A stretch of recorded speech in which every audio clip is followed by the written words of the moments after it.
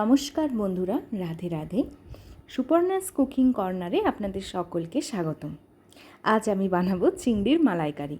এখানে আমি 8 পিস চিংড়ি নিয়েছি, আর এই চিংড়িটাকে আমি একটু নুন, হলুদ আর লঙ্কা গুঁড়ো দিয়ে মাখিয়ে নেব।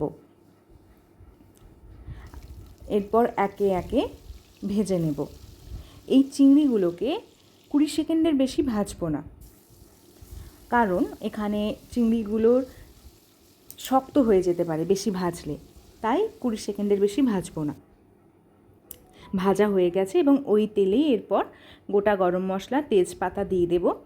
আর পেঁয়াজ এবং হাফ টমেটোকে আমি বেটে রেখেছিলাম, সেই বাটা মশলাটা দিয়ে কষিয়ে নেব। তেল ছাড়া পর্যন্ত এবং পেঁয়াজের লাল রং আসা পর্যন্ত কষাবো। এরপর এখানে আমি দই যোগ করলাম। দইটা দিয়ে একটু ভালো করে কষিয়ে নেব, নাহলে ফেটে ফেটে যায়।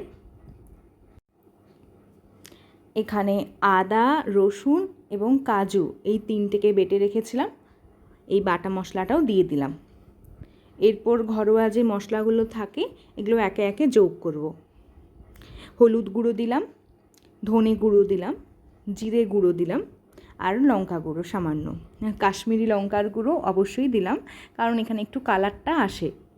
আর নুন অবশ্যই দিতে ভুলবেন না। দেখুন কি সুন্দর তেল ছেড়ে এসেছে এবং কালারটা কত সুন্দর হয়ে এসেছে। আর এরপর আমি যোগ করলাম পোস্ত এবং সাদা সর্ষে, এটাকে আলাদা করে বেটে আমি রেখেছিলাম। তার সাথে কাঁচা লঙ্কা যোগ করে দিলাম। চিনি অবশ্যই আমি দিলাম, আপনারা চাইলে দিতেও পারেন, না দিতেও পারেন। তেল ছেড়ে আসলে আমি নারকেলের দুধ এখানে যোগ করলাম।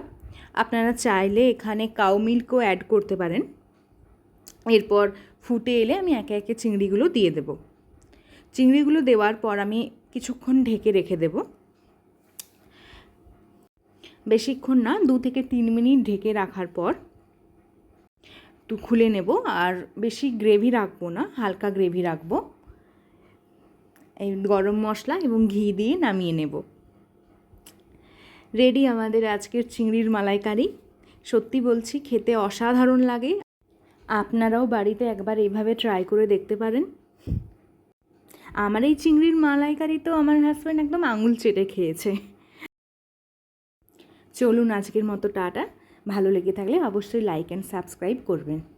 ধন্যবাদ।